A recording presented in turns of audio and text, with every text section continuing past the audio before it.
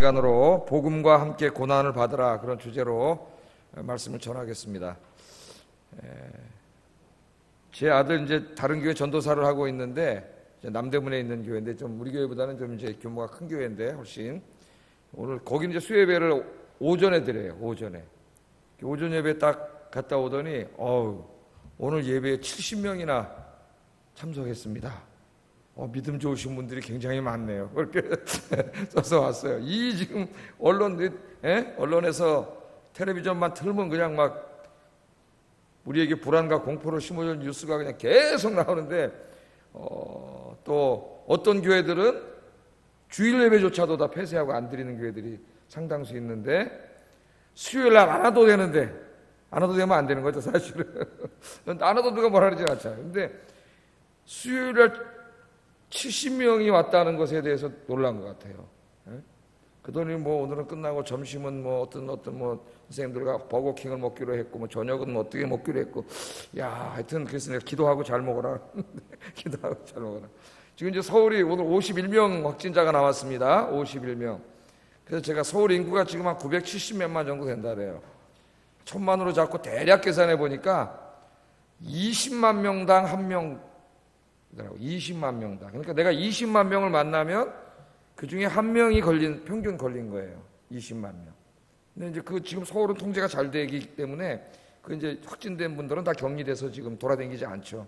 문제는 이제 신천지 이런 사람들이 또 어디를 돌아다니느냐, 그런 문제인데, 지금 정부에서 사사출색하고 이래가지고, 그래도 걔들은 거짓말을 밥 먹듯이 하기 때문에 중요한 인물들은 어디다 숨어 있거나 어떻게 됐을 겁니다. 그런 가운데 있어요. 그러니까 대구는 대구하고 경북은 좀 사람들이 너무 지금 패닉 상태인 것 같고, 서울은 비교적 좀 안전한 것 같습니다. 안전한 것 같아요. 그래서 우리가 최대한 우리가 교회적으로도 또 개인적으로도 이 방역에 신경을 쓰세요. 교회도 지금 어제 다 여기 지금 우리 관리 집사님이 수요예배로 해서 소독하셨어요. 저 새벽기도 한다고 오늘도 저기 다 소독하고, 소독 열심히 하고 계십니다. 박수 한번 쳐주세요. 소독 열심히 하고. 다 소독해 놓은 거예요. 여기 깨끗한 곳이에요. 그리고 들어오다가 손 다 씻으셨죠? 그리고 마스크 쓰면은 절대 의사들이 그런데 이게 안 된답니다. 침으로 되는 거기 때문에. 그러나 여기는 우리는 누가 오는지 뻔하잖아요. 큰 교회는 누가 오는지를 모르니까 신천지가 들어오고 불안해가지고 지금 그러고 있는 것 같아요. 그래서 최선을 다하고 준비하되, 너무 불안해하거나 두려워하지 말고 기도하면서 주님 안에서 평안을 누리시기를 바랍니다. 불안한다고 내가 불안해하고 두려워한다고 문제가 해결됩니까? 그래서 해결되면 불안해하세요. 돼야 안 돼요? 스트레스만 더 받아가지고 면역력이 더 약화돼요. 그러면 그러니까 하나님 의지하고 기도하면은 하나님 평안을 주세요, 마음에. 그래서 평안하게 잘 생활하시기를 바랍니다. 지금 안타까운 거는 저 부산의 어떤 교회 이제 거기 아마 청년부 수련회 갔다가 4박 5일인가를 이렇게 아마 같이 자고 그러다가 이제 발진이 됐는데, 청년들이 그 친구들도 증상은 하나도 없답니다. 증상은 그냥 약간 어떠지, 아이고 골 아파, 두통 조금 있을 뿐이지, 건강한 애들이니까 이 바이러스가 들어와도 어떻게 이렇게 문제를 일으키지는 못해요. 그냥 자가 면역으로 아마 걔들은 다 이겨낼 거예요. 건강한 자가 면역. 지금 치료되는 사람도 다 자기 몸에 자가 면역력으로 치료되는 거예요. 하나님이 주신, 지금 약이 없잖아요, 치료약이. 근데 이제 폐 질환이 있거나 노약자거나 지병이 있는 사람들은, 우리나라 지금 수술한 다음에 대부분의 사람이 폐렴으로 죽습니다. 항생제가, 폐렴도 종류가 많기 때문에, 저희 아버님도 이제 돌아가실 때 수술하시 그러면서 폐렴이 오셨는데, 항생제가 잘 안 듣질 않아요. 그러니까 이 코로나 아니더라도 항생제가 듣지 않는 폐렴들이 있어요, 기존에. 그래서 암 수술 같은 거 하면은 수술 성공한 다음에 중환자실에 있다가 폐렴이 옮겨져가지고 폐렴으로 다 죽어요, 요새. 근데 이제 이 코로나는 여러분 잘 아시다시피 치사율은 그렇게 높지가 않습니다. 그죠? 근데 왜 두렵냐면은 너무나 빨리 이렇게 옮겨주기 때문에. 감염률은 최고 높은 바이러스, 치사율은 높지 않은데. 그러고 있으니까 너무 불안해하거나 두려워하지 마시고, 항상 갔다 오면 손 씻으시고, 항상 어디 가는 마스크 쓰시고 그러면 됩니다. 자꾸 이제 이 기독교 교회를 안 좋게 보는 자들이 인터넷 글에다가 교회에서 예배드리는 자체를 자꾸 혐오하려고 하는 글들을 쓰는 걸 봐요. 네? 그러나 여러분 지금 이 보세요. 출근을 다 하고 있는데 진짜 위험한 것은 아침에 지하철이에요. 지하철에 출근 퇴근하면서 정말 그 많은 사람들이 거기에 얼굴을 대고 매일 출퇴근하고 있잖아요. 또 직장에 가면 8시간 동안 그 좁은 사무실에서 그 직원들이 다 지금 근무하고 있습니다. 점심시간에 밖에는 안 나가도 구내 식당에서 그 많은 사람들이 일주일에 5일씩 매일 식사하고 있어요. 그거는 다 하고 있어요 지금. 근데 교회 와서 1시간 예배 드리는 게 그렇게 무슨 감염의 이 사회 위협이 됩니까? 그냥 과도한 짓인 것 같아요. 과도한 짓. 와서 마스크 쓰고 예배 드리면 괜찮고요. 의학적으로도 괜찮고 또 예배 중에는 하나님의 영광 중에 임재하시기 때문에 하나님이 치료해 주십니다. 그까지 바이러스가 들어와도 건강하면 아무 문제가 안 돼요. 아무 문제가 안 돼. 아무 증상이 없대잖아. 이 애들이 건강하니까. 근데 격리시켜 놓은 것은 누구한테 옮기다가 약한 사람에게 옮기면 이제 치명타가 될 수가 있죠. 그래서 여러분 우리의 신앙은 다 어디 갔습니까? 하나님 의지하고 사시기 바랍니다. 제가 사실은요 다 써놨어요. 우리 교회 세부적인 지침서까지 만약에 이 사태가 이제 서울까지 너무나 심해지고 정말 우리가 예배를 드림이 안 드림보다도 더 어떤 하나님의 영광을 가릴 때 막 사람들이 진짜 막 교회를 좀비처럼 보고 막 교회에서 발진 상태가 일어나가지고 이렇게 될 때 되면은 우리 고민을 해봐야 되겠죠. 예배를 드림으로도 영광을 가리면 사태 진전을 계속 지켜보고 있습니다. 제가 서울시 이거를 한 20-30번 봐요 하루에. 그 볼 때마다 기도해 앉아서 기도를 하고 있는데 그래서 다 써놓긴 다 써놨어요. 세부적인 지침서까지 예배 성가대 다 써놨어요. 근데 아직 발표를 안 하고 있습니다. 이제 제가 추이를 보다가 필요하다고 생각하면 우리 장로님들하고 의논을 해서 하려고 아직은 때가 아닌 것 같아서 안 하고 있고 기도하고 있어요. 그 대신 아무것도 안 하고 있는 게 아니에요. 교회 그냥 홈페이지에 우리 임청원 목사님 글을 써서 제가 확인하고 이제 올려놨는데 간단하게 써놨지만은 제가 이 A4 용지 한 장분으로 교회를 어떻게 하겠다고 하는 걸 다 써놨어요. 올리지만 않을 뿐이에요. 올릴까 그런 생각도 했었는데 마음이 불편해. 지금 이 상태에서 이 정도 20만 명당 한 명 그래서 지금 이건 아닌 것 같아요. 제가 볼 때 너무 과도한 게 아닌가. 그러나 우리가 조심해야 되고 또 정부가 방역을 하기 위해서 이게 확산되지 않게 사는 일들에 우리가 또 협력도 해야 되는 측면도 있기 때문에 하여튼 최선을 다하겠습니다. 그런 데 있어서는 여러분 기도해 주시기 바랍니다. 또 새벽에 새벽기도 하고 있어요. 우리가 요한계시록 재밌게 강의하고 또 새벽에 기도하고 있습니다. 나라와 민족을 위해서. 기도하는 사람이 있어야 될 거 아니에요. 내가 보니까 결국 이걸 치유하실 수 있는 분은 하나님밖에 안 계세요. 하나님이 불쌍히 여겨주셔야 되지. 이 인간이 그동안 얼마나 교만했어요. 진짜 하늘에 별도 따고 화성에 가서 저 우주 가서 살 것 같이 막 얘기했는데 요 조그만 바이러스 하나에도 꼼짝을 못하죠. 전 세계가 꼼짝을 못해요. 한없이 인간을 겸손하게 만듭니다. 우리 기독교인들은 항상 그래왔던 것처럼 나라와 민족이 어렵고 이럴 때 우리가 자기 자신을 돌아봐야 돼요. 좋은 우리 기독교의 그 경건의 습관입니다. 자기를 돌아보고 하나님 앞에 내가 부끄럽게 살아왔던 것 회개하고 내가 정말 하나님 앞에 열심으로 신앙생활하지 못한 것 회개하고 기도하면은 역대하 7장 14절에 있는 말씀처럼 하나님이 그 기도를 들으시고 그 죄를 사하시고 그 땅을 고쳐주십니다. 하나님 약속의 말씀이 그렇게 하라고 그랬어요. 솔로몬이 성전을 지어놓고 하나님 앞에 기도하는 그날도 이 땅에 만일 전염병이 돌아서 백성들이 고통을 당할 때 이 성전에 와서 그들이 회개하고 치료해달라고 기도하면 하나님이 고쳐주실 줄 믿습니다. 솔로몬의 기도 유명한 기도 있죠? 근데 하나님이 나중에 영광 중에 임재하셔가지고 들어주시겠다 약속을 하셨어요. 그러니까 하나님 말씀 믿죠? 하나님 살아 계십니까? 안 살아 계십니까? 하나님 살아 계시죠? 그 믿음 다 어디 갔어요? 너무 믿음이 허약하다 그런 생각이 들어요. 한국교회가 덩치는 많이 커졌지만은 하나님 살아 계십니다. 하나님 의지하고 기도하면서 평안하게 하루하루 보내시기를 주의 이름으로 축복합니다. 설교하려는데 오늘 제가 이 설교를 다 자, 오늘 말씀을 보겠습니다. 복음과 함께 고난을 받으라. 그렇게 말씀 전했어요. 자, 바울이 지금 이제 이 디모데 후서를 쓸 때에는 두 번째로 로마 감옥에 갇혀 있을 때다. 서론할 때 이렇게 말씀을 드렸죠. 8절을 한번 다시 읽어보겠습니다. 시작.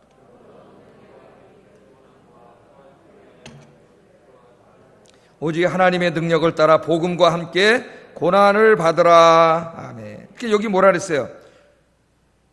너는 내가는 누굽니까? 사도 바울이죠. 내가 우리 주를 증언함과, 그러니까 주 예수 그리스도의 십자가와 부활의 복음을 전도하는 거죠. 예? 증언함과 또한 그 증언만이 아니라 주님을 위하여 예배를 드리던 다른 사역을 하던 그 주님을 위하여, 주님 때문에 어떻게 됐다는 거예요? 갇혀 있다, 이 얘기하잖아요. 갇힌 것을 부끄러워하지 말라 그러니까 지금 바울이 갇혀 있습니다. 우리는 사도 바울이 이 로마 감옥에 갇혀 있는 내용을 어디서 알게 돼요? 사도행전에서 우리가 읽었고, 또 그 1차 투옥 때 쓴 서신이 4개가 있어요. 옥중 서신이. 그게 뭐 있어요? 에베소, 빌립보, 골로새, 빌레몬. 여기 보면 내가 갇힌 자 된 바울은, 이런 말이 나와요. 이 서신은 1차 투옥 때 쓴 서신들이고, 오늘 이 디모데 후서는 2차 투옥 때 쓴 서신이라 그랬습니다. 자, 무엇 때문에 갇혀 있냐면 주님 때문에, 주님을 위하여 주님의 복음을 증언하다가 로마의 황제가 주가 아니라 십자가에서 죽으시고 부활하신 나사렛 예수가 진짜 주님입니다, 이렇게 증언을 하고, 황제 숭배는 잘못된 겁니다. 황제는 신이 아닙니다. 우리 주님께만 예배드려야 됩니다, 이렇게 얘기를 하고 예배드리다가 체포됐겠죠. 붙잡혀가지고 정치범으로 감옥에 갇히게 된 거예요. 그러니까 복음을 증언하다가 또는 주님을 위하여 일하다가 예배하다가 사도 바울이 복음에 갇혔다, 그렇게 말합니다. 자, 로마서 15장 23절을 한번 읽어보겠습니다. 시작.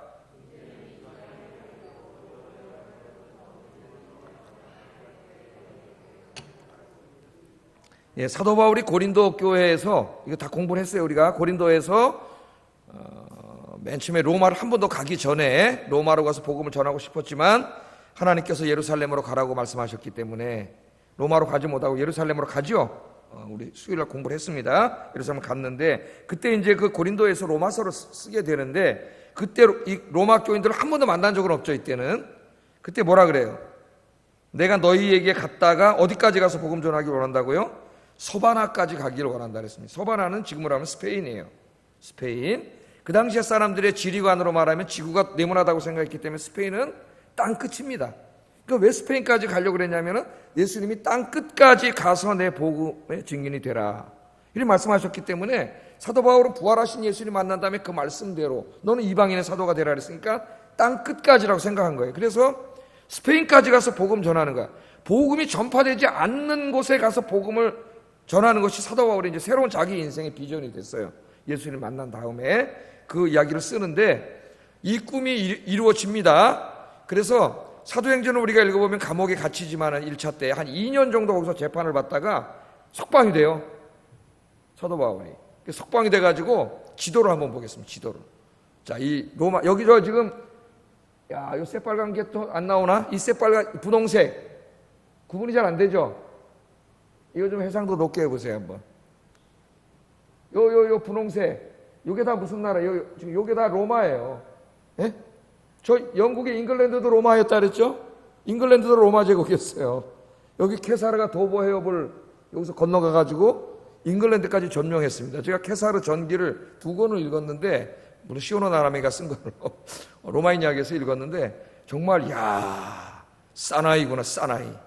최고의 사나이는 시저가 아닌가 이런 생각이 들어요. 제가 볼 때 이 시저 사나이인데, 이 프랑스 이 지역도, 이 갈리아 지역도 다 해가지고 여기도 로마로 만든 사람도 시저고, 여기 프랑스를 다 로마 제국으로 만들면서 그 전쟁 중에 책을 썼어요. 갈리아 전쟁이라고 하는. 9권으로 우리나라에 번역되어 있는데, 이 문체가 너무 수려해가지고 지금도 이 문학가들이 깜짝 놀랍니다. 이 사람이. 그러니까 문물을 다 갖춘 사나이고, 그 당시에 최고의 미인이었던 에지프트의 클레오파트라가 완전히 푹 빠져버렸어. 시저에게. 나중에 시저 아들까지 낳았는데, 그러나 시저는 여성에게 붙잡혀가지고 그런 사람이 아니에요. 영웅호걸이에요. 네? 그래서 이제 시저는 못 잡고 안토니우스라고 하는 사람하고 이제 또 나중에 또 결혼을 하고 싸우다 이제 결국 망하게 되는데, 시저는 자기가 사랑하는 사람. 안토니우스는 사랑하진 않아. 좀 쪼다 같아, 자기가 볼 때는. 클레오파트라가. 근데 자기에게 복 빠진 남자예요. 자기를 사랑하는 남자예요. 그래서 그 시오노 나나미가 책에서 재밌는 질문을 합니다. 누구하고 살아야 되냐, 이게 누가. 여러분, 따님이 있다면 누구한테 보내겠어요? 자기 딸이 사랑하는 남자 시조에게 가야 행복하겠습니까? 아니면 자기를 사랑하는 이렇게 시조만한 남자는 아니지만은 안토니우스 같은 사람하고 결혼해야 행복하겠어요. 예? 누구랑 결혼하고 싶어요? 네. 저는 우리 딸에게 너를 사랑하는 사람하고 결혼해라. 너를 사랑. 그까지는 남자 필요 없다 그러는 너를 사랑하는 사람하고 결혼해라. 그렇게 제가 이렇게 새끼로 샜네. 네, 새끼로 샜어요. 자, 하여튼 그래가지고 이제 이 로마 감옥에 갇혀 있다가 석방이 돼가지고 스페인까지 하나님 꿈을 이루어 주셨어요. 그래서 스페인까지 성경에는 안 나옵니다. 성경에는 이 얘기는 없어요. 예? 그러나 이제 기독교 전승 성경은 아니지만 다른 책들에 나와요. 그래서 이 스페인까지 가서 복음을 증거하다가 다시 돌아와가지고 이 그리스죠. 지금 여기 그리스. 예? 그리스의 이 북쪽이 마케도니아, 여기가 마케도니아인데 여기에서 교회 사역을 하다가 디모데 전서를 보냈고 디모데 전서 어디로 보낸 거예요? 에베소 교회는 터키야, 지금 터키. 예? 에베소 디모데가 여기서 지금 사역하고 있잖아요. 디모데 전서를 보냈고 디모데 후서는 여기서 사역을 하다가 이제 소문이 들려오는데 상인들이 왔다 갔다 하니까 로마에 지금 네로로 가는 사람이 왕이 돼가지고 엄청나게 기독교를 박해하고 있습니다. 그 소식을 듣게 된 거예요. 그럼 왜 박해했는지는 지난주에 제가 말씀드렸죠. 불질러 놓고 이제 물론 정사는 아니지만 야사에 하면 네로 지가 불질렀다래요. 그래 놓고 이게 이제 밀란이 일어나게 생겼으니까 기독교인들이 불질렀다고 책임을 전가해가지고 그렇게 됐죠. 그래서 교회가 핍박을 당하니까 사도 바울은 지금 마케도니아에서 사역을 편안하게, 비교적 편안하게 사역을 하고 있습니다. 나이도 이제 상당히 들었고 60대 중반 후반을 넘어서서. 그런데 지금 로마에 있는 교인들이 환난과 핍박 가운데 있다는 소식을 들은 거야. 그러니까 그 마음이 걱정이 돼서 살 수가 없는 거예요. 예? 자기가 2년 동안 그래도 거기 가택연금 상태에 있으면서 복음을 전하고 가르치고 양육했던 그 성도들인데 지금 그들이 로마의 폭군 안에서 지금 막 잡혀가고 감옥에 가고 막 이런 일이 당하니까 어떻게 해야 되느냐? 어떻게 해야 되느냐? 나 혼자 편하게 여기 있어야 되느냐? 내가 가서 그들을 돌봐야 되느냐? 사도 바울이 갈등을 하다가 하나님의 성령께서 아마 가라고 하신 것 같아요. 그래서 바울이 로마로 갑니다. 다시 가요. 가다가 이제 가면 죽을 줄 알아요. 죽을 확률이 더 높아요. 그런데 사도 바울이 가요. 거기를. 로마 교인들을 돌보기 위해서. 그래서 가서 복음을 증거하다가 이제 다시 붙잡힌 거예요. 네. 다시 붙잡혀서 두 번째로 로마 감옥에 갇혀 있을 때 지금 누구에게? 디모데 후서를 씁니다. 이게 이제 이 디모데 후서를 쓰고 이때가 가을이었던 것 같아요. 이제 우리 쭉 공부를 해보면 날씨가 추워지니까 외투를 갖고 오라 그래 올 때. 예? 가을이었던 거예요. 그래서 겨울을 지내고 아마 그 봄쯤에 순교한 걸로 일반적으로 학자들이 이렇게 생각을 하고 있어요. 그러니까 순교하기 마지막 직전에 쓴 서신이고 하나님이 바울을 통해서 쓰게 하셨죠. 그러니까 이게 사도 바울이 쓴 마지막 서신이 유언서와 같은 거예요. 유언서와 같은 거. 자, 그래서 바울은 주님 만난 다음에 그의 꿈과 비전이 다 바뀌었다. 오직 주님의 영광을 위하여, 주님의 복음을 위하여, 교회를 위하여 자기 인생을 다 수정했죠. 수정하고 그것을 위해 살다가 그렇게 갔습니다. 여러분들은 지금 마음속에 뭘 위해서 살고 있습니까? 뭐가 이렇게 좀 마음에 불타고 계세요? 이제 좀 우리가 신앙생활을 점점 주님 앞에 좀 해가면서 신앙의 연조도 점점 깊어지면서 신앙이 좀 성숙해져야 되겠어요. 믿음도 성숙해져야 되겠습니다. 예? 지금 우리가 이런 어려움 속에서 정말 믿음이 나타나잖아요. 그 믿음이 성숙해져야 되고 믿음도 더 강해져야 되겠고 우리의 비전과 꿈도 바뀌어야 되겠어요. 너무 세상적이고 세속적인 것만 여기에 관심 두지 말고 주님을 위한, 주님의 복음과 교회를 위한 꿈과 비전을 갖는 여러분 되시기를 주의 이름으로 축복합니다. 네. 자, 이처럼 바울은 로마에 가면 붙잡혀서 죽을 것을 알았지만은 로마 교회와 성도들을 돌보고 또 로마의 복음을 증거하기 위해서 이제 로마로 가는 거죠. 그러니까 우리 요새 아침에 요한계시록을 재밌게 공부하고 있습니다. 제가 설교 준비하면서 설교는 간단하게 하지만은 제가 혼자 공부를 엄청나게 더 하고 있어요. 몇 번을 제가 강의했는데 새 주석을 가지고 더 열심히 공부하고 있습니다. 지금 제가 공부하는 재미가 더 있어요. 소소하게 지금 다 이렇게 연구를 하고 언젠가 또 이제 우리 새로운 구역장님들을 이제 교육을 하려고 해요. 새로운 구역장 후보들을 한 20명 뽑아놨는데 이제 차세대 젊은 분들을, 집사님들을 한 1년 동안 가르치려고 합니다. 제가 가르쳐가지고 이제 그러려고 더 자세히 준비하는 거예요. 설교는 간단하게 해도 준비해 나가고 있어요. 자, 이 계시록 8, 9장에 보면은 하나님이 회개하지 않는 사람들을 위해서 이 7 나팔 재앙이 나오잖아요. 이 7 나팔 재앙이 나오는데 이 나팔이 불 때마다 이제 엄청난 재앙이 일어나죠. 자연 재앙이 일어나고 막 무시무시한 재앙이 일어나요. 근데 하나님이 나팔 재앙을 일으키는 목표는 믿지 않는 자들에게 어떻게 해요? 회개하기 위함이에요. 회개하기 위함. 또 믿는 사람들에게는 경각심을 일깨워서 더 신앙생활을 잘하도록. 이렇게 바이러스가 막 왔다 갔다 하고 이럴 때 우리 기독교인들이 어때요? 더 하나님 앞에 회개하고 신앙생활 바르게 하고 내가 하나님 앞에 잘못 살아왔거나 회개하고 이렇게 되잖아요. 그리고 아무 반응이 없는 사람은 문제가 있는 사람이에요. 하나님 앞에 우리가 그렇게 하잖아요. 그래서 이제 이 재앙이 일어나는데도 불구하고 회개하지 않습니다. 회개하지 않아요. 그래서 이제 10장, 11장에 보면은 하나님께서 궁극적인 구원의 계획, 하나님은 이 재앙으로 회개를 시키려고 한 게 아니에요. 그거는 두려움을 주기 위함이에요. 하나님이 살아계시다고 하는 두려움. 그래서 그때부터 어떻게 해요? 두 증인을 통해서, 왜 두 증인은 누구냐 하면은 신천지가 말하는 이만희는 그 중에 한 사람이 지뢰지. 이거는 이 구원받은 우리 교회 공동체예요. 교회 공동체. 우리 성도들과 교회를 통해서 복음을 증거해. 그 복음이 뭐예요? 십자가에서 죽으시고 부활하신 예수님이죠. 예수 믿어야 구원받는다. 죄사함 받고 구원받는다 하는 이 복음을 증거하게 해요. 근데 이 복음을 증거할 때 요새 12장 우리가 공부하고 있는데 이 마귀가 이 교회와 성도들을 엄청나게 공격하고 박해합니다. 복음을 못 전하게 하려고. 예배를 못 드리게 하려고 방해를 해요. 자, 그런데도 이 성도들이 어떻게 하냐면은 순교하기까지 복음을 증거하고 예배를 드려요. 이 시대는 예수 믿다 잡히면 죽지 않습니까? 순교. 사탄이 우리 성도들을 공격할 때 쓰는 마지막 무기가 뭐냐면은 죽음이라 그랬어요. 죽음. 모든 인간은 뭘 제일 두려워해요? 죽음을 제일 두려워해요. 그래서 마귀가 마지막 우리를 쓰러뜨릴 때, 성도들을 쓰러뜨리려고 할 때에 갖고 오는 게 죽음이에요. 신앙이 확실하지 않은 사람은 여기서 다 배교합니다. 배교. 엄청나게 많은 사람이 배교했어요. 교회 다니는 사람이. 그러나 믿음이 있는 신실한 성도들은 어떻게 했어요? 순교했어요. 주님의 부활을 확실히 믿고 영생을 믿고 하나님 나라를 믿는 사람들은 죽음 앞에서 순교했어요. 순교하면서 예배드리고 순교하면서 복음을 전했어요. 그런데 놀라웠게도 그리스도인이 순교하면서 예배를 드리고 복음을 증거함을 통해서 많은 사람들이 회개하게 됩니다. 무려 얼마가 회개했어요? 10분의 9가 회개했다 그랬어요. 10분의 9. 10분의 1은 끝까지 회개하지 않았고 그래도 10분의 9가 회개했어요. 그래서 요한계시록이 우리에게 보여주는 게 뭐냐면은 우리 교회와 성도들이 이 마지막 때에 지금 감당해야 될 제일 중요한 사명이 뭐냐면은 예배와 복음 증거라는 걸 가르쳐줘요. 요한계시록의 핵심이에요. 요한계시록은 무슨 신비한 책이 아니에요. 교회가 감당해야 될 주님을 진실하게 예배하는 것과 성전에서 예배하는 자들이 있죠. 11장에 복음을 증거하는 거예요. 이게 교회를 이 땅에 하나님이 존재하게 하신 목적이에요. 사도 바울은 이것을 알기 때문에 죽을 걸 알면서도 로마에 가서 열심히 복음을 증거한 겁니다. 그래서 정말 신앙은 뭐냐? 주님을 위해 살다가 주님을 위해 죽기로 각오하는 게 진짜 신앙이다.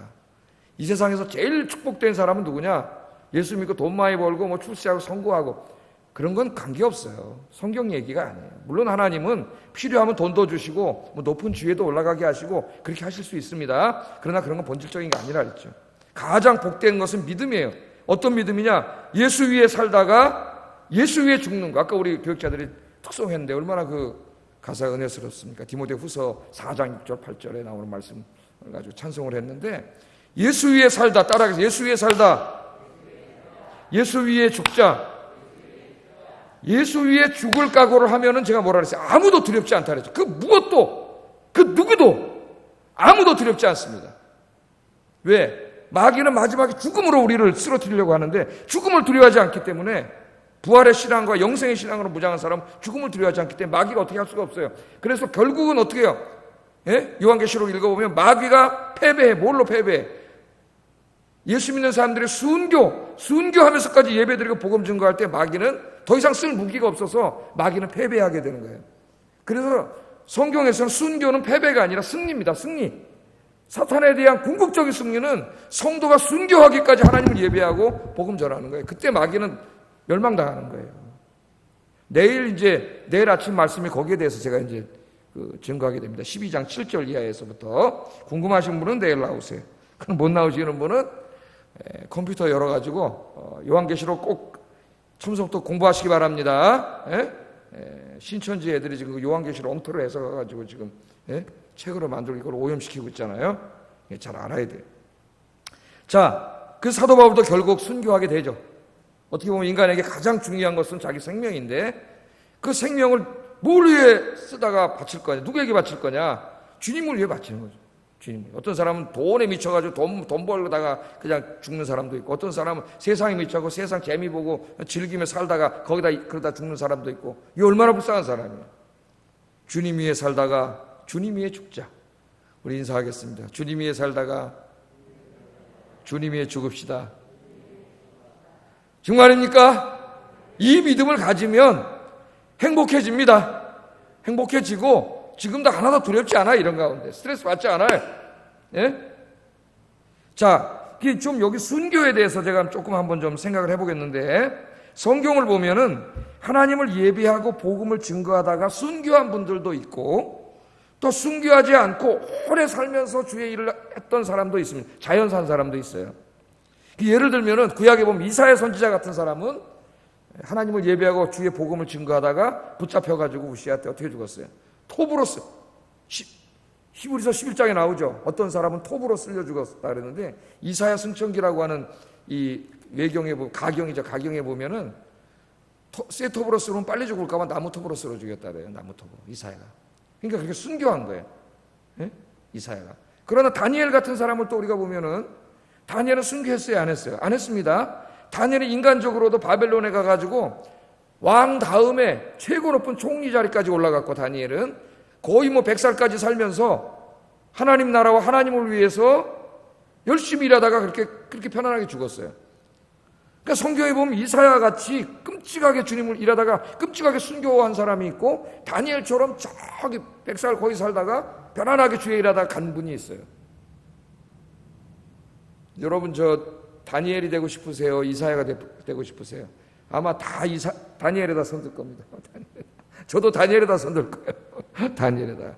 순교는 아무나 할 수 있는 건 아니에요. 하나님께서 은혜를 주셨을 때, 필요할 때 하나님이, 그 순교도 하나님의 사명이지 내가 순교하고 싶다 그래서 할 수 있는 게 아니에요.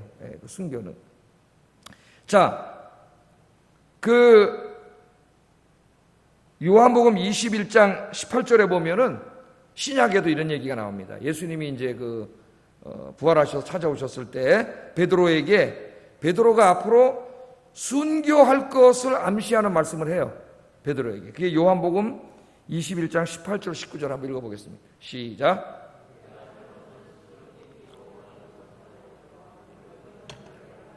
남이 내게 띠띠우고 원하지 아니하는 곳으로 데려가리라. 이 말씀을 하시면 베드로가 어떠한 죽음으로 하나님께 영광을 돌릴 것을 가리키심이로라. 이 말씀을 하시고 베드로에게 이르시되 나를 따르라 하시니. 그러니까 두 팔을 벌린다 그러니까 이게 예수님이 십자가에서 죽으신 것처럼 뭔가 십자가 같은 데 매달려서 죽을 것 같은 것을 암시한단 말이죠.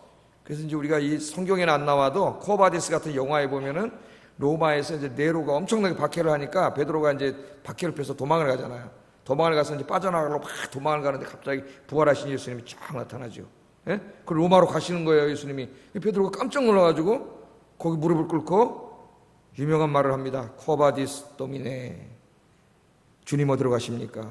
그러니까 로마로 간다 그러죠, 주님이. 네가 내 성도들을 버리고 도망가면 내가 로마에 가서 다시 십자가에 못 박히리라. 베드로가 깜짝 놀라가지고 주님 죄송합니다, 제가 하겠습니다. 그래서 로마에 가서 십자가에 거꾸로 죽었다. 주님이 십자가에 바로 달려 죽었는데 내가 어떻게 바로 달려 죽냐? 나를 거꾸로 매달아라. 그래서 죽었다는 거 아니에요. 그런데 이제 그것을 암시하는 듯한 이제 말씀을 하신 거죠. 그러면서 나를 따르라는 거예요. 그러니까 너는 순교할 거라는 거예요. 나를 따르라. 그렇게 말씀하셨어요. 그러니까 순교자로 부름 받은 거예요, 베드로는. 그러니까 베드로가 이제 그걸로 끝나야 되는데 옆에 자기 친구 요한이 있거든요. 사도 요한복음을 쓴 요한계시록을 쓴 사도 요한이 있으니까 궁금했나 봐요. 또 우리는 남의 일에 관심이 많아요. 그래서 물어봅니다, 예수님한테. 예수님, 그럼 이 사람은 어떻게 되겠습니까? 이 사람 어떻게 되겠습니까? 그랬더니 예수님 뭐라 그랬어요? 요한복음 21장 22절 한번 읽어보겠습니다. 시작.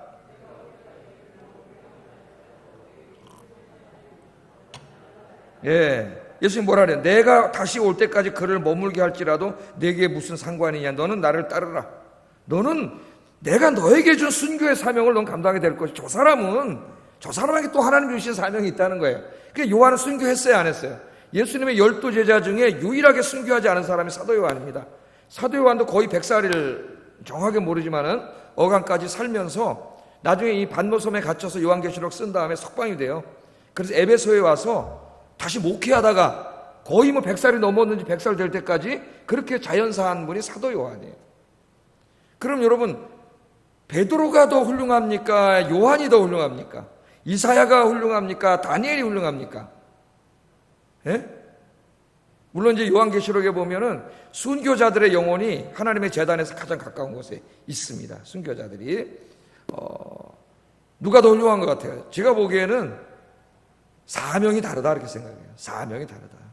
베드로는 순교를 통해 하나님께 영광을 돌리는 것이 사명이고, 사도 요한은 오래 살면서 100살까지 살면서 하나님 맡겨준 사역을 더 오랫동안 감당하다가 데려가도록 하나님 그렇게 맡긴 거니까 그 사람에게는 그 사람에게 준 사명이 있고, 베드로에게는 너는 너에게 준 사명이 있으니까 너는 너에게 준 사명대로 나를 따르면 되고, 그 사람은 내가 그 사람에게 준 사명대로 나를 따르면 된다는 거예요. 그러니까 여러분, 예수 믿는다고 모든 사람 다 똑같지 않아요.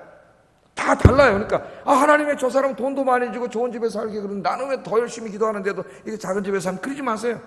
네? 하나님이 다 달라, 우리에게 역사하시는 게. 그러나 자기에게 주어진 삶에서 최선을 다하고 열심히 주님을 예배하고 복음 전하고 그렇게 살면은 하늘나라 갔을 때 상이 클 줄로 믿습니다. 그러니까 제가 이제 하나를 더 말씀드려볼게요. 칼빈하고 우리 교회사에서 종교개혁을 일으켰던 칼빈하고 또 2차 대전 때 독일의 히틀러와 나치당에 저항해서 하나님 말씀을 증거하다가 순교한 이 보네포라고 하는 유명한 목사님이 있습니다. 근데 두 분의 이 인생이 좀 달라요. 자, 이 두 사람에 대해서 한번 생각해 보겠습니다. 칼빈은 원래 프랑스 사람입니다. 그래서 영어로 읽으면 칼빈이지만 불어로 읽으면 깔뱅이에요. 깔뱅. 그래서 저는 깔뱅이라 그래야 되는데 칼빈이라 그러지 말고. 자, 우리에게 익숙한 게 이제 칼빈인데, 칼빈은 프랑스 사람이에요. 근데 당시에 프랑스는 가톨릭 국가입니다. 황제부터 시작해서 다 가톨릭 국가예요. 개신교를 엄청나게 박해했습니다. 그러니까 거기에 있을 수가 없어서 칼빈은 어디로 갔어요? 스위스, 개신교 국가인 스위스로 갔어요. 거기 제네바에 가서 종교개혁의 리더가 돼가지고 개신교의 종교개혁을 일으키면서 가톨릭과 싸웠습니다. 독일에서는 조금 이른 시기지만은 루터가 종교개혁을 일으켜가지고 독일 남부를 중심으로 루터교가 있었고, 스위스를 중심으로는 이걸 리폼드라, 개혁파라 그랬어요. 개혁파, 루터파. 그래서 종교개혁할 때 개신교는 나뉘어 있었습니다. 그래서 이 신학자들이, 종교개혁가들이 나눠진 개신교를 하나로 하려고 굉장히 노력을 했어요. 그래야 가톨릭하고 싸울 수가 있으니까. 하여튼 칼빈은 그래서 스위스에 와가지고 자기 기독교 강요도 쓰고 주석들도 다 쓰고 이제 종교개혁을 이끌고 교회를 개혁하고 막 스위스 의회에 들어와서 막 이런 일을 하고 있었는데, 프랑스에 있는 이 이제 기독교인들이 엄청나게 박해를 받는 거죠. 그러니까 칼빈에게 편지를 보내갖고, 당신이 스위스 그 편한 곳에서 그렇게 편하게 살면서 글만 쓰고 연설만 하지 말고 우리가 지금 고난당하고 있는데 이곳으로 와서 우리와 함께 여기서 개혁을 하자. 이게 굉장히 많이 요청을 했어요. 칼빈이 굉장히 고민을 했습니다. 그런데 칼빈이 갔을까요? 안 갔을까요? 안 갔어요. 끝까지 가지 않고 스위스에 남아 있었습니다. 스위스에서 종교개혁을 진두지휘하다가 58세인가 이렇게 좀 빨리 죽었습니다. 병으로 죽었어요. 근데 이제 보네포 목사님은 좀 달라요. 보네포 목사님은 독일이 이제 그 나치당이 장악해가지고 막 이제 핍박하고 그럴 때 미국에 와 있었어요. 미국의 유니온 신학교에서 신학 교수로서 강의를 하면서 이제 반나치 운동을 했습니다. 거기서. 그런데 어느 날 갑자기 보네포 목사님 독일로 돌아가겠다는 거예요. 돌아가려고 그랬어요. 왜냐하면 자기가 기도를 열심히 하는데 하나님께서 자꾸 독일로 돌아가라는 마음을 이 마음속에 주시는 거예요. 그러니까 성령님이 한번 역사하시면은 안 갈 수가 없는 거예요. 바울이 로마에 가듯이. 그래서 어느 날 이제 사표를 내고 독일로 돌아가려니까 깜짝 놀라가지고 친구 교수들이 다, 보네포는 천재적인 신학자였는데 그를 아끼는 라인홀드 니버 같은 이런 신학자들이 말렸죠. 못 가게. 당신 가면 죽습니다. 거긴 히틀러 나치당에 잡혀서 가면 안 됩니다. 에? 젊은 나이에. 그러니까 이 보네포 목사님이 뭐라 그랬냐면 유명한 말을 했죠. 뭐라 그랬어요? 나도 내 마음대로 할 수 있다면은 가고 싶지 않습니다. 거기 가고 싶은 사람 누가 있겠어요? 끌려가면 죽을 수도 있는데 고문당하고. 내 마음대로 할 수 있다면은 가고 싶지 않습니다. 그런데 성령님께서 내 마음속에 가라 하는데 내가 어떻게 안 갑니까? 그리고 결국 갔어요. 가서 이제 나치당 게슈타포에게 체포돼가지고 독일이 망하기 몇 달 전에 사형을 당했습니다. 죽었어요. 순교를 했습니다. 자, 제가 어느 책에도 이런 걸 쓴 적이 없지만은 제가 한번 고민을 해봤어요. 칼빈과 보네포를 놓고 누가 훌륭하냐? 이제 이 설교와 다 연관돼서 생각해 보다가 나는 사명이 다르다. 사명이. 보네포는 그렇게 해서 자기가 고국으로 돌아가서 고난당하는 성도들과 함께 하다가 순교하는 것이 그에게 주어진 사명이었고 베드로처럼. 칼빈은 프랑스로 돌아가지 않고 스위스에 남아서 거기서 책도 쓰고 주석도 쓰면서 종교개혁을 이끄는 것이 칼빈에게 주어진 사명이 아니었겠는가. 칼빈이 뭐 목숨 하나 부지하려고 안 간 게 아니라 만약 칼빈이 거기 가서 죽어버렸으면 어떡하겠어요? 지금 우리는 칼빈 주석 저도 지금 보고 있는데 주석 하나도 없었겠죠. 예? 그 다음에 종교개혁은 다 시들해졌을 거예요. 지도자를 잃어가지고. 그러니까 둘 다 훌륭한 거다. 둘 다. 그래서 제가 오늘 지금 순교를 가르치면서 순교에 대한 본문을 하면서 여러분에게 이 말씀을 드리는 거예요. 이 말씀. 그러니까 순교는 한때는 이 초대교회 때 순교가 유행이 된 적이 있었어요. 그래서 평안히 살 수 있는데도 어떤 사람들은 일부러 가가지고 붙잡혀서 순교한 사람도 있어요. 순교를 해야 진짜 신앙이다. 이런 게 좀 바람이 분 적이 있었습니다. 그건 잘못된 거죠. 내가 여기서 편안히 주의 일을 하고 열심히 봉사하고 예배할 수 있는데 굳이 내가 저기 쫓아가서 일부러 붙잡혀갖고 순교하는 게 그게 하나님의 뜻이 아니에요. 지금 여기 그러라는 게 아니에요. 순교는 순교할 수 있는 그런 지금도 그런 나라들이 많은데 그런 환경과 어떤 그런 정치적인 상황, 문화적인 상황 속에 있을 때 하나님께서 특별한 뜻을 감당하기 위해서 순교할 수 있는 사람들에게 사명을 주시는 거지. 우리 모두가 순교 진짜 우리 다 죽어야 되는 그런 말을 하는 건 아니에요. 왜냐하면 사도 요한도 100살 넘도록 주의 일하다가 이렇게 죽었고 다니엘도 100살 정도 다 되도록 주의 일하다 죽었고 칼빈도 제네바에서 프랑스로 가지 않고 일을 했지 않습니까? 그래서 여기서 순교는 모든 성도가 순교해야 된다는 게 아니고 어떤 거예요? 순교자의 정신으로 순교의 정신으로 내가 주님 죽으라 하면 죽겠습니다 하는 그런 정신으로 주님을 예배하고 섬기라고 주신 말씀입니다. 여러분 그렇게 주님을 섬길 수 있기를 주의 이름으로 축복합니다. 나 순교해야지 어떡하지 무서워서 그럴 필요 없어요. 우리들 대부분에게는 그런 영광이 없습니다.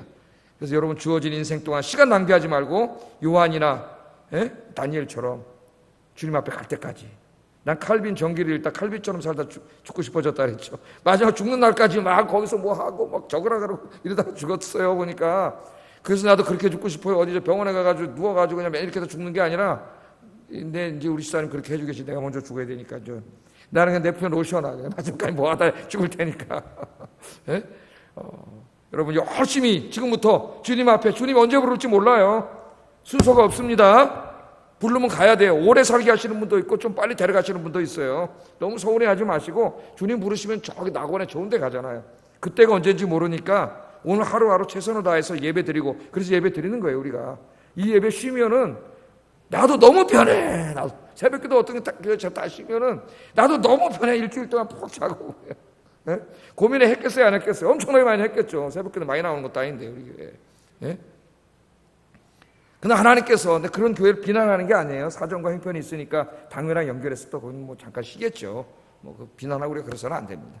그러나 또 우리가 내 마음속에는 그런 마음이 주셨기 때문에 예배를 드리고 또 기도를 합니다. 하여튼 주님 오실 때까지 나 자신의 아니보다는 주님의 영광을 위해서 살아가시는 여러분 되기를 주의 이름으로 축복합니다. 두 번째, 부끄러워하지 말라. 부끄러워하지 말라 그랬죠. 내가 여기 복음을 위해서 갇혀 있고 주님을 위해서 갇혀 있는데 부끄러워하지 말라 그랬어요. 자, 복음 증거하는 걸 부끄러워하지 말라. 오늘 많은 기독교인들이 복음을 얘기하는 것을 부끄러워합니다. 복음이 뭐예요? 십자가에서 로마의 죄수로 사형당했던 30대의 한 젊은이가 죽은 지 3일 만에 다시 살아났습니다. 그가 인간이 아니라 하나님의 아들이고 그의 죽음이 우리 인간의 모든 죄를 속죄하는 속죄의 죽음이고, 그가 3일 만에 다시 부활하고 살아나심으로 우리가 구원을 받고, 우리도 죽은 다음에 다시 살아납니다. 부활합니다. 예수님께서는 지금 하늘 보좌에 올라가셔서 세상을 통치하고 계신데, 때가 되면 다시 영광의 주님으로 재림하십니다. 재림하실 때 예수 믿는 사람 다 구원받고, 믿지 않는 사람들, 죄진 사람들은 하나님의 심판을 받습니다. 그래, 여러분 예수 믿으세요. 그러면 공짜로 아무 대가 없이 주님의 은혜로 구원받습니다. 이게 복음이잖아요. 그런데 왜 부끄러워하지 말라 그랬을까요? 이 얘기를 하는 게 너무나 부끄러운 거예요. 왜 이 얘기를 누가 믿을까 도대체? 누가? 30대 초반의 한 젊은이가 로마에 의해서 정치범으로 십자가에 죽었는데, 그분이 3일 만에 다시 살아났대. 그분이 하나님의 아들이래. 그가 죽은 거는 우리의 죄 때문에 죽은 거래. 그분이 다시 오신대. 모든 사람이 부활한대. 죽은 사람이. 어떻게 보면은 어떤 사람은 그거는 신화적인 얘기라 그러는데, 예수님 시대에도 부활을 믿는 사람 한 명도 없었어요. 부활을 다 조롱했어요. 그러니까 부끄러운 거야. 지금도 21세기에 더더군다나 이런 얘기를 해가지고 누가 믿을까? 부끄럽습니까, 여러분? 사도 바울이 뭐라 그랬어요? 내가 이 복음을 부끄러워하지 아니하노니 이 복음은 모든 믿는 자에게 구원을 주시는 하나님의 능력이 됨이니라. 아멘. 이게 진리예요, 진리. 그들이 믿든 안 믿든, 인정하든 인정하지 않든 예수 그리스도는 구원자요 하나님의 아들인 줄로 믿습니다. 그래서 마가복음 8장 38절에 이렇게 얘기했어요. 예수님 읽어보겠습니다. 시작.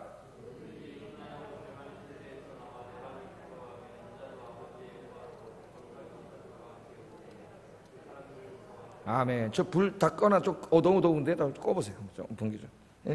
누구든지 어떻게 해요? 이 음란하고 죄 많은 세대에서 나와 내 말을 부끄러워하면은, 부끄러워서 얘기 안 해, 전도 안 해, 인자도 아버지의 영광으로 거룩한 천사들과 함께 올 때에 그 사람을 부끄러워하리라. 부끄러워하리라. 그렇게 말씀했습니다. 여러분, 복음은 부끄러운 게 아니라 그 사람의 생명을 살리는 매우 중요한 거예요. 지금 코로나19 때문에 사람들이 병에 걸려있다고 생각을 해보세요. 그런데 어느 날 신약이 개발돼가지고 이 약 먹으면 당신 낫습니다. 여러분 약을 갖고 있다면은 여러분 그 사람들에게 찾아가서 안 주겠어요?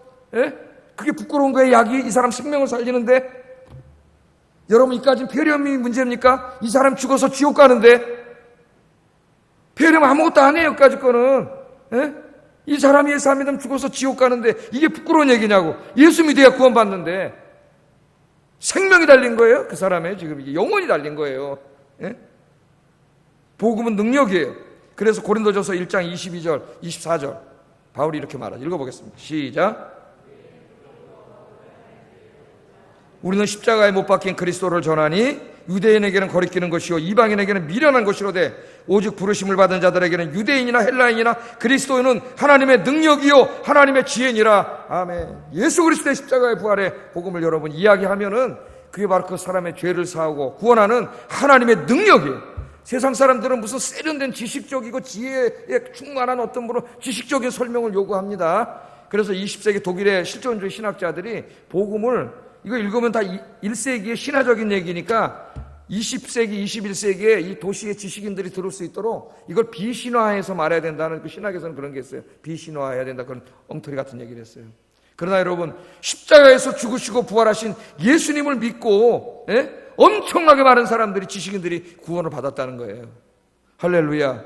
그 예수님을 자기 구주로 영접할 때 이혼하려고 했던 가정이 다시 부부가 화복되고, 가정이 살아나고, 가정이 화목하게 되고, 온갖 음란과 더러운 죄악으로 살아가던 사람들, 마약, 술에 빠져서 인생 망치고 도박에 빠져서 망쳤던 사람들이 예수 믿고 새 생명을 얻는, 새 삶을 사는 그런 역사가 일어났습니다. 할렐루야. 예수만이 답이에요. 예수만이 답. 부끄러운 게 아니에요. 저 사람의 인생을 살리는, 생명을 살리는 길이에요. 복음을 부끄러워하지 말고 이것을 이야기하세요. 이제는 예수 믿으세요 정도가 아니라 여러분 가까운 사람들에게는 복음을 말로써 이야기하셔야 돼요. 말로써. 복음 그 자체가 능력이에요. 우리가 생각하듯이 이거 믿고 이 말 듣고 누가 구원받을까? 그런 생각하지 마세요. 그냥 이야기하세요. 그러면 성령이 역사하셔가지고 그 복음을 듣는 사람들의 삶을 변화시키는 줄로 믿습니다. 자, 마지막으로 부탁하는 것이 뭐냐면은 이 복음을 증거하는데 그 쉬운 일이 아니에요. 바울도 지금 그러다 어디 있어? 감옥에 갇혀서 죽게 생겼어요. 그래서 뭐라 그랬어요?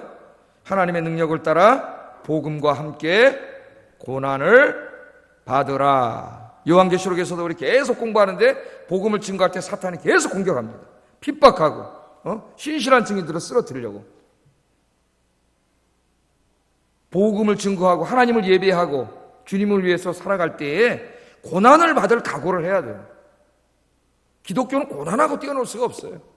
악한 마귀가 아직 살아있고 그가 역사하고 있기 때문에 어떤 형태로든 고난이 올 수가 있습니다. 그래서 고린도후서 4장 10절에 보면은 바울이 유명한 말을 하는데 예수님의 죽음을 짊어지는 삶을 산다 그래요. 예수님의 죽음을 짊어져 자기 삶이. 그게 무슨 말이에요? 예수님의 십자가의 죽음을 짊어진다는 거니까 예수님의 십자가의 죽음의 그 고통을 자기가 짊어지는 그 십자가의 고통을 당하면서 교회를 섬기고 복음을 증거하겠다는 거죠. 날마다 자기는 그렇게 살아가겠다고 고백을 하고 있습니다. 그래서 갈라디아서에서는 자기들이 믿음도 좋고 교회 직분도 있고 난 대단해 그런 교만한 자들에게 바울이 이렇게 말하고 갈라디아 6장 17절에 내가 내 몸에 예수의 흔적을 가지고 있다. 그 말은 뭐예요? 너희 몸에 예수의 흔적이 있냐 이거예요. 바울이 말한 예수의 흔적은 뭐예요? 하나님을 예배하고 교회를 섬기고 복음을 증거하다가 매 맞고 죽을 뻔하고 굶주리고 그 당한 옷만 벗으면 있는 엄청나게 많은 흔적들, 삶의 흔적들, 상처들, 아픔, 고통, 내 몸에 예수의 흔적이 있다. 너희들이 교회 안에서 무슨 직분이 있고 대단하다 그러고 교만해 있는데 너희가 예수를 위해서 복음을 위해서 너희가 당한 흔적이 뭐냐 이거야. 너희들 말대로 그런 정말 훌륭한 신앙인이라면 주님을 위해서 죽을 자리까지 간 뭔가 인생에 그런 게 있어야 되지 않겠느냐. 바울이 그렇게 얘기를 하고 있습니다. 주님을 위한 이 고난, 복음을 위한 고난은 절대로 헛되지 않고 우리 로마서에서 공부한 것처럼 하나님 갚아주세요. 로마서 8장 17절 18절 읽어보겠습니다. 시작.